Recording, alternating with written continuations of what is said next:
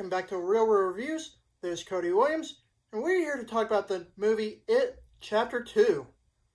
So this movie picks up immediately right when the first movie ends, when the group of kids thought they defeated the evil Pennywise the Clown.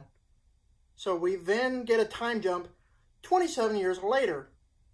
They then reunite as adults after hearing that Pennywise is back again to finally kill him once and for all. So, oh boy, where do I even begin on this review? The book that this movie is based on is really one of my favorite horror stories of all time, written by Stephen King, of course. So after sitting through the almost 3-hour-long movie, I was sort of satisfied and underwhelmed at the same time, if that's even possible. So much was omitted that I really wanted in this movie. I'm not going to go into details exactly.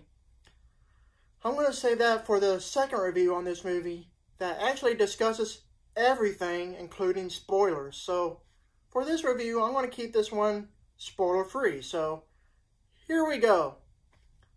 First off, let's talk about the casting for the adult actors for the 27-year time jump. Truly amazing who they picked. Bill Hader as Richie Tozier, James McAvoy as Bill Denbrough, Jessica Chastain as Beverly Marsh, Isaiah Mustafa, a.k.a. the guy from the Old Spice commercials, as Mike Hanlon, Jay Ryan as Ben Hanscom, James Ransone, I hope I said that right, as Eddie Casbrack, and Andy Bean as Stanley Uris. All of them looked exactly like the kids from the first movie if they aged 27 years. It was really phenomenal. Bill Hader was really the standout in this movie. He gave the movie a bunch of comedic relief, and he had one of the best character story arcs I actually was the most invested in. If I hadn't read the book, I would have enjoyed this movie a whole lot more. The book is as thick as a Bible, being approximately 1,500 pages long. If you haven't read the book, please do so. You won't regret it. Without going to spoilers, I can say there are major character development segments that are really just not in this movie. So, if you go into this movie expecting good character story arcs, unfortunately, you will be disappointed. So, Bill Skarsgård is definitely the best picked actor to play the evil clown. Yeah, fellow book nerds, he's not really a clown. He's a celestial eldritch being that shapeshifts into your darkest fear. So, he's a majority an evil clown, so zip it. Bill Skarsgård plays the role perfectly, and I couldn't imagine anyone else to play the role. He really ends up on the creep factor in this movie, so kudos to him. The scares were very lackluster in this movie when compared to the first movie.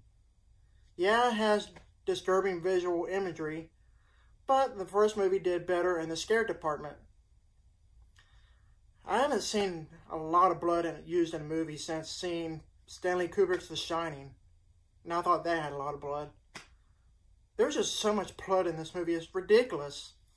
So, generally speaking, this movie was just okay and overall entertaining.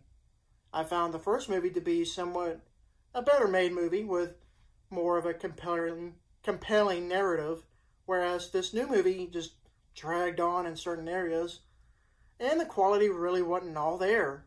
I will say that this new movie is a great companion piece when viewed immediately after watching this first movie together.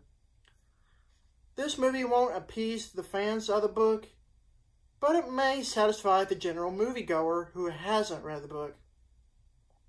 So, I want to give this movie a C. Thank you for watching, and don't forget to like and subscribe to my channel to keep up with my real reviews.